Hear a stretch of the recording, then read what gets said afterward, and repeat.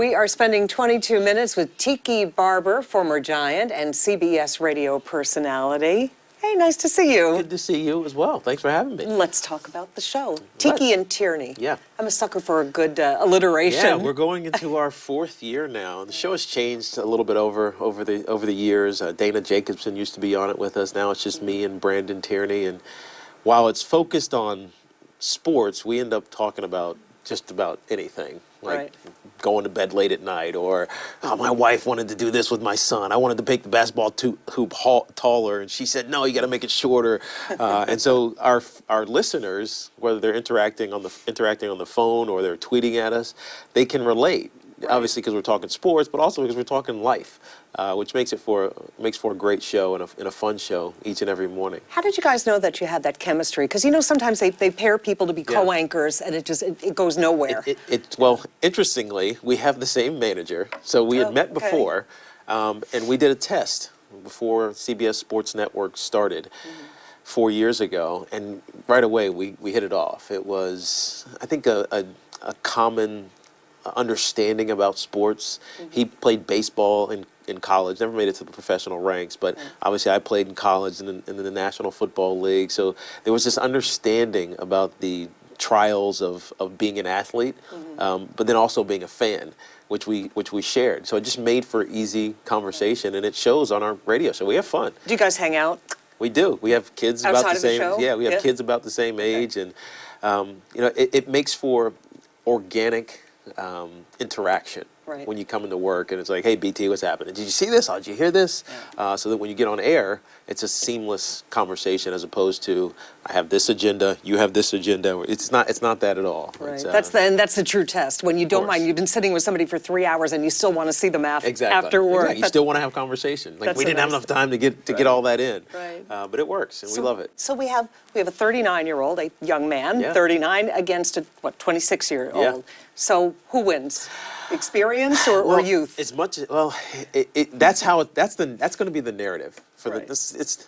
I guess it's a blessing and a curse with the National Football League, because you have your championship games, AFC and NFC championship games, but then there's 2 weeks before you actually play another game. Yeah. So it's 2 weeks of dissecting each and every aspect, from the O-line to the D-line to what about the coaches, what about, you know, this third string guy who may be a contributor on special teams. All that gets dissected, and larger narratives rise to the surface. The one that's going to rise to the surface is exactly what you're talking about. Peyton Manning, who's 39 years old, likely going through his last hurrah to win a championship, that ever elusive second championship that he's missed out on 2 other times, versus this brash, you know, hip hop generation, energetic, different new version of a quarterback in Cam Newton. It's very bipolar when you look at their styles of playing and how they win. Yeah. And it's kind of indicative of where the league is going, because there's some teams that do it the old school way. They have the Peyton Manning,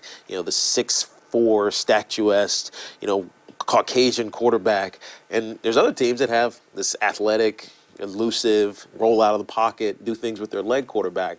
Is the league shifting, or is it just kind of adopting something new that will be part of the system for years to come? So that's the larger narrative, but there's so many other things that will determine the outcome of the game.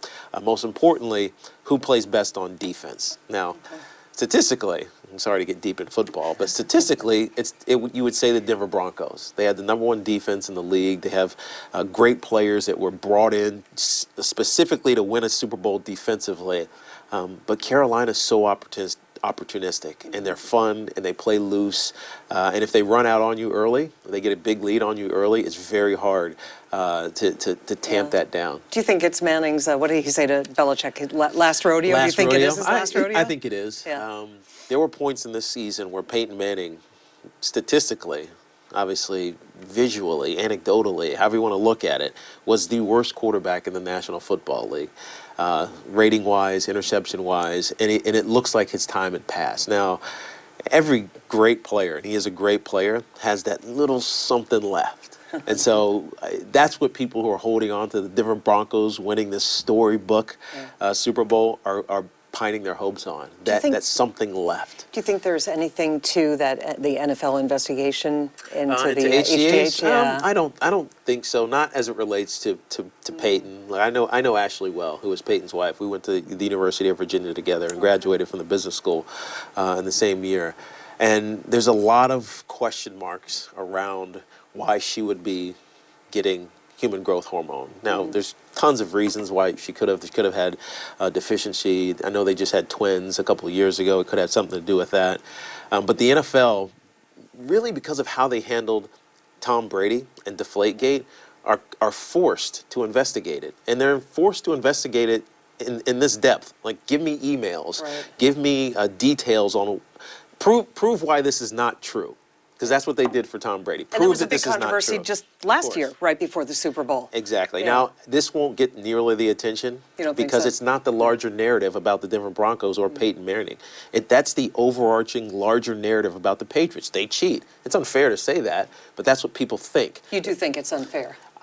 I think it's unfair both for the Patriots, and I think this is certainly unfair for Peyton Manning, because I don't think he would ever be someone to take a shortcut. Yeah. What did you think of the Brady memes after he lost to Manning? The crybaby stuff. What did you think of that? Man, that's social media these days. You can't do anything these days without being ridiculed, right? You know? Someone who's been to 6 championships and won 4 of them, and probably the greatest quarterback of our era. There's a lot of debate. Maybe the best quarterback of all time, if you really think about it, considering the person that people want to elevate above Tom Brady is Joe Montana. And the only real reason they can do that is because of perfection that Joe Montana has in the postseason, in the Super Bowl.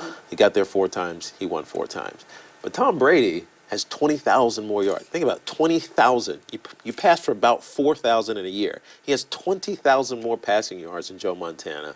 He's been to 11 championship games, 5 in a row, 6 Super Bowls. He only lost twice to the Giants, if I may say. Is that why people hate him? Because he's just too. Tom's too terrific? He feels perfect. He feels perfect as a quarterback. He's got a statuesque, beautiful model who makes more money than he does, wife, and Giselle. Right. He plays for one of the best franchises in the National Football League, who people think take shortcuts by cheating, by Spygate and Deflategate. And so he's an easy foil in your narrative if you want to, rail against, the elite. He's of the elite, and they've consistently been there. You've been to the rodeo, as it were. Is there extra pressure as a player?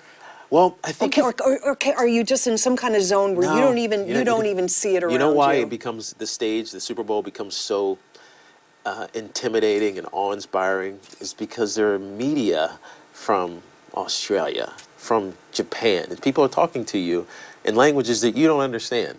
And it makes you realize that this is the biggest game, one of the biggest moments in the world. And so how do you handle that? Do you have just little platitudes all set and you just kind of rotate them? You try to keep it normal. You try to, all right, if I go out to dinner on Tuesday, I'm going to go out to dinner on Tuesday, even if I'm on the road. I go and have a drink with my buddies on a Thursday. You got to keep your routine. Otherwise, you go down a rabbit hole. It's like, all right, this rabbit hole says I should do this. I'm going to go do this. I'm going to go do this and this and this and this. And all of a sudden your routine is off. And when you come to Saturday, you're not prepared for the thing you've been preparing your whole life for, which is just to win on Sunday.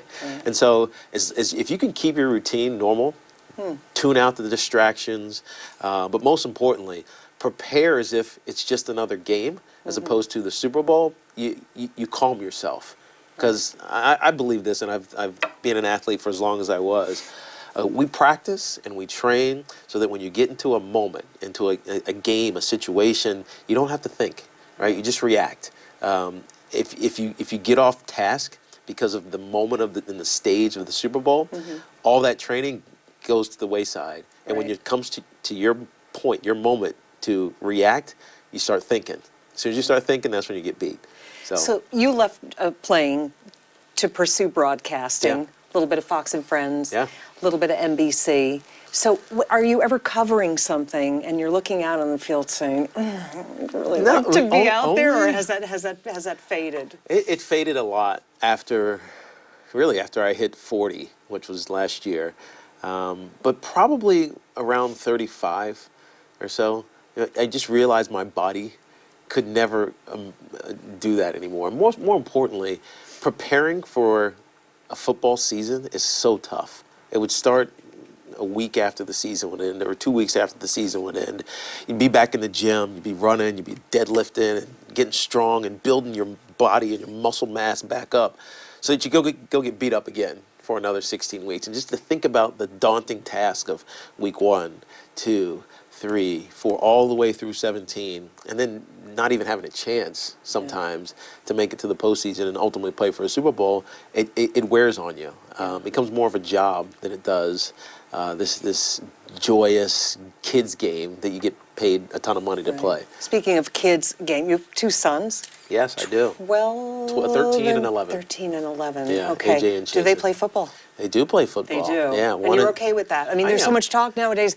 You know, I know our little boys, I want to play football. And we said, how about Yeah. flag football? Yeah, How well, does that sound? But there's a lot of What are your thoughts on that? misunderstandings, and really it centers around the concussion issue. Right, It's not even the elephant in the room. It is the issue in the room because of the dangers that come from long-term exposure to repeated head trauma. Even if they're subconcussions, even if they're minor concussions, they can have a long-term effect.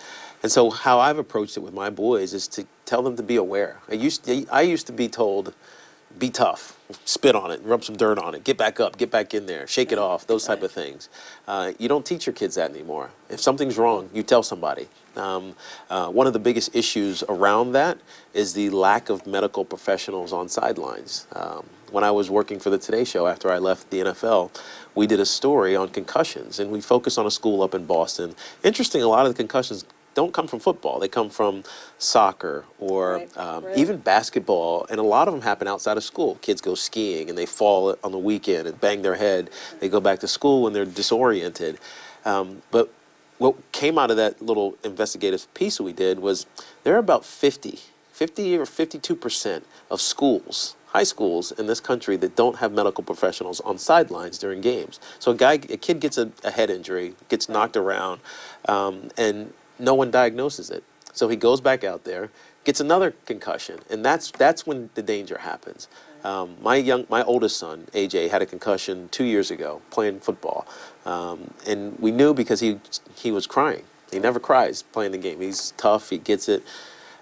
Fortunately, one of the fathers of one of the other kids was a doctor, and it allowed us to address it right away.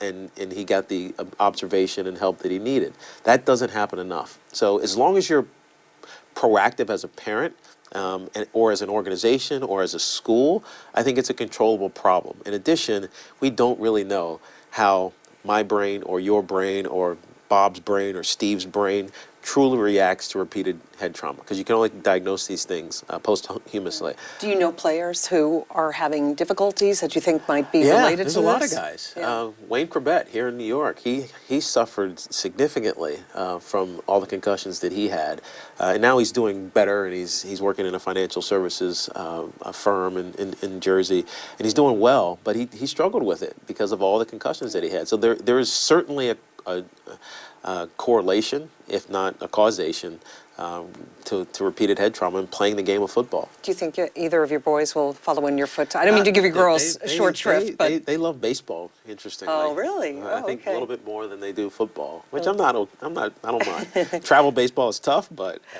your weekends are shot. But if they go that route, I won't be upset. Yeah. But wherever their passion lies. They're coming from a strong athletic gene pool, you and your twin brother, Rondé. And you know what I thought was so interesting, too, that you are big on literacy. Yeah. And you have, how many children's books? We have 12 children's books. We started with 3 picture books by my brother's side, and Game Day and Go Long. They were just, and then we moved into chapter books for older kids. How'd you get the idea for that? Well, Paula Wiseman, who was my editor, was a great woman. She was also Lynn Cheney's, Vice President Dick Cheney's wife. Lynn Cheney's children's book author. Oh, okay. And so her son was a big Giants fan and a Tiki fan. So he told his mom, you should do a book with Tiki. So they reached out, and I had just had my second boy. My brother had just had his second girl, and it became a perfect opportunity for us to tell our stories, kind of just pass them down to our kids through literature. We partnered with Verizon to do a literacy campaign, and the nice. books just kept coming. Like the first one was a success, and then the second one was a success. There were stories about perseverance and sticking together and family, but we happened upon a niche, which is books for boys that mothers want to buy. Because the stories were really, as much as they were about us, they were about my mom. And so who buys books for their kids? Moms. So we were telling stories about our mother in the context of sports, which little boys could see themselves wanting to be. And I can't tell you how many notes and people reaching out saying, my kids like to read because they wanted to read you and Rondé's books. Great. So we did 12. You can't do better than that. And it was awesome. Yeah. And they still sell. Scholastic has optioned them into schools, and so it's been great. Now, your twin, are you super, super tight? Do you have that twin thing going? Yeah, anyone who tells you that, ESP, is that real? Anyone who says I can feel my brother's pain is lying. Don't buy that book. But it's we do have a very close relationship, and we could be apart for a year, 2 years. But when we get together, it's like we were still 15 years old, sitting in our bedroom having conversations with each other. It's just it's the bond of brotherhood, but it's magnified obviously because we shared a womb and we shared clothes and we shared everything else. And a room in college. A room in college all the way until I read that. I thought that was we were together. Interesting. We were together until we got drafted to opposite ends of the East Coast. Obviously, he to Tampa Bay Buccaneers and me here to the New York Giants. Right. Now, he won He won a Super Bowl. He won a Super Bowl in 2002. Okay. And what was that like for you? I got to tell you, it was amazing. A lot of people will look, oh, you must have been jealous of your brother. It's like, but without having the bond, it's hard to explain it. But I felt the same amount of pride and victory that he did. Right, I felt it. I kind of lived vicariously through him, and it's kind of a cliche when people say that, but I truly did. There was no jealousy. And he didn't I don't know what your relationship is like. Did he razz you about it? I mean, of course he does, look at the ring. But not in a malicious way. No. Okay. I think our last fight was when we were 16 years old, but I broke my wrist when we were fighting, so we never fought again. He was my biggest supporter, my biggest critic, but also my best friend, and he always has been that way, and he always will be. Right. So you've got the broadcasting gig, the author thing. Did you do a cameo on Orange is the New Black? I did. I read that somewhere, but I couldn't corroborate it. Yeah, what was that like? So a girl who used to work with my manager left, and she was helping with casting for Orange is the New Black. And this was right after the first season, which was kind of cultish. Not a lot of people knew about it. And she called me, and she's like, do you know Orange is the New Black? I'm like, of course I know Orange is the New Black. She's like, wow, a lot of people know. She said, would you be interested in doing a cameo? I said, absolutely. So they had me come on, and the storyline was interesting because one of the characters was a big Giants fan. So he comes to this party only because he wants to talk to me about the Giants. But I'm at the party talking about French philosophy. And so he's nodding his head like, all right, but who's going to play quarterback? Or who's going to? And so it was fun, and I had a good time doing it. So what's next for Tiki Barber? There's a lot. Obviously, I'm doing CBS Sports Radio, and we're going out to the Super Bowl. I started a company about 4.5 years ago. It's called Thuzio. Essentially, it's a marketplace for athletes and other entertainers to engage with corporate America. So if a PR company or a brand or any type of organization wants to engage with a talent, athlete, other celebrities, digital influencers, musicians, they can come to us and get an understanding of how to book that talent. We also do club events where we entertain for networking groups. We had an event a couple days ago with my brother. So me and Rondé were the guest of honors talking about our lives for our group of members. So it's been fun. I'm busy with 5 kids and living a great life. That's awesome. That's awesome. And we will be listening to your reports from the Super Bowl. I appreciate it. We'll have fun. Do you want one more plug, Tiki and Tierney? Yeah, Tiki and Tierney. We have many ways to watch it. Watch tikiandtierney.com or just Tiki and Tierney .com on the internet. And CBS Radio Sports. Yep, CBS Sports Radio. Tiki Barber, thank you so much for coming in. My Great pleasure. to have you. Thank you. You. My pleasure.